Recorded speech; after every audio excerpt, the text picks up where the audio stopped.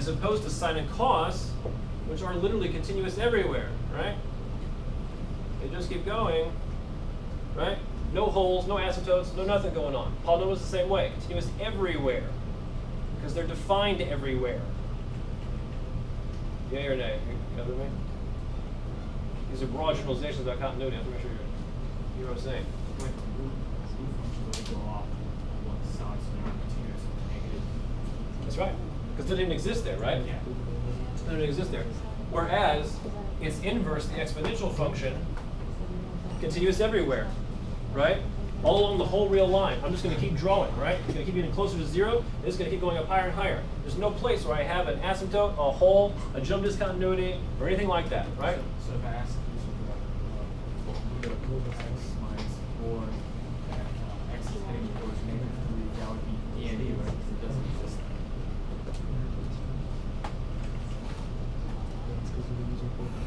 You see that?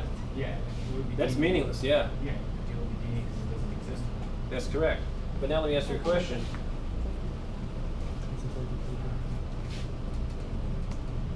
Where is this thing continuous?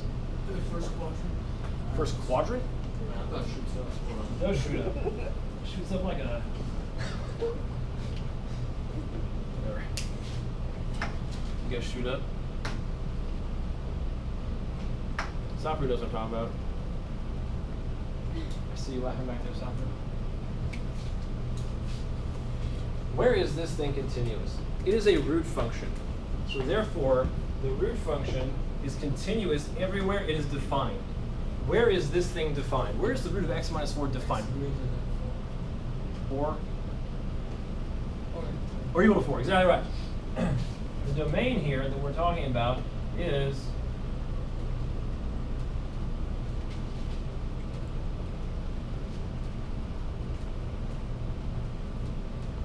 that. That's the domain of this function. And since it is a root function, that is where it is continuous. Right? 1, 2, 3, 4. Is that how you would write the answer, where it's continuous? If it asks you for the interval, that's what I'm trying to get at right now, is the interval of continuity. The definition we talked about a second ago is a point of continuity. That's proving it's continuous at one particular location. But sometimes you want to know something greater. You want to know the entire breadth of continuity the thing has. Okay? And these functions, their breadth of continuity is their entirety. Wherever they are defined, that is where they're continuous. It's important to know that. Okay? So let me ask you a question right now. Same question they just had here. Continuity of a point. Let's say f of x is e to the x.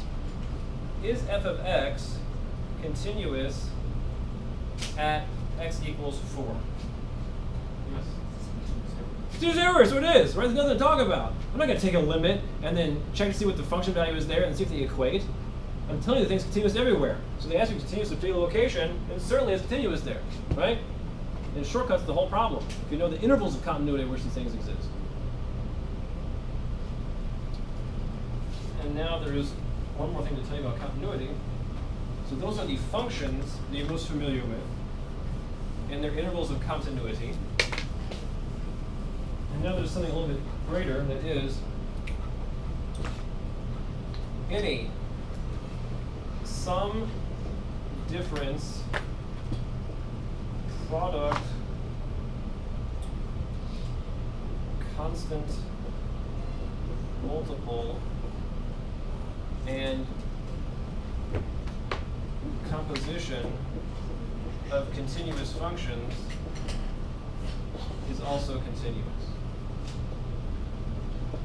Okay? In other words, if I take e to the x, which is continuous everywhere, and I add to it sine x, which is continuous everywhere, this new function, which I got through addition, is also continuous everywhere. That's all that's trying to say. Okay?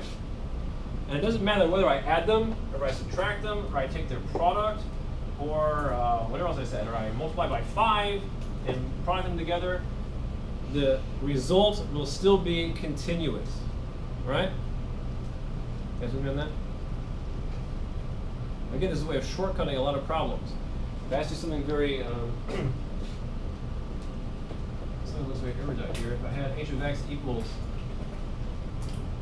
x minus 1 over sine x, and I want to know, is h of x continuous at 5?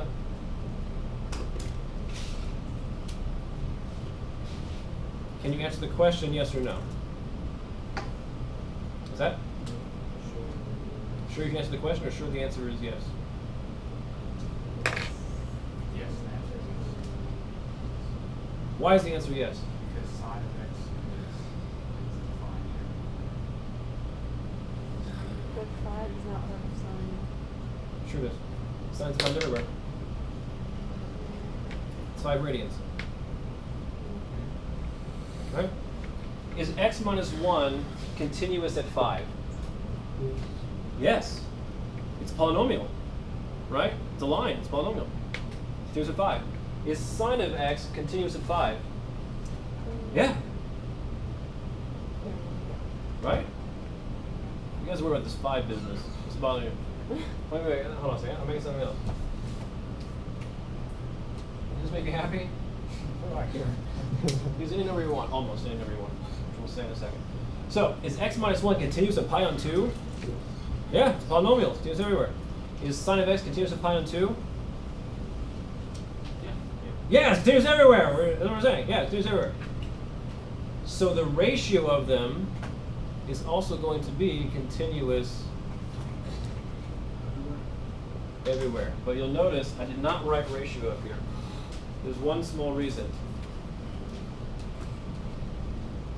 And their ratio, except where the limit of the bottom, well, let's just say where the denominator is undefined. We'll just say where it's undefined, except where the ratio is undefined. Say it that way. So right now, it is true. Since sine of pi on 2 is 1, this is okay. But if I had written instead this, so it falls apart a little bit. D and E, right, it's D and E. Okay? This function does not exist at pi because the denominator is sine. So the only one that fails this general principle that you can add two functions, subtract them, multiply them, constant multiple them, and compose them together is when you take their ratio, when you divide them. You have to be worried about the bottom, where the bottom might be equal to 0. All right? So when the question is saying pi on 2 and the bottom is not heading towards 0, you're fine. It's continuous at pi on 2. But if I write pi here, it's not continuous at pi because the bottom is 0, and that's impossible for this ratio. Okay? You guys are totally lost now. Very lost. So let's see the type of questions they ask that involve this knowledge.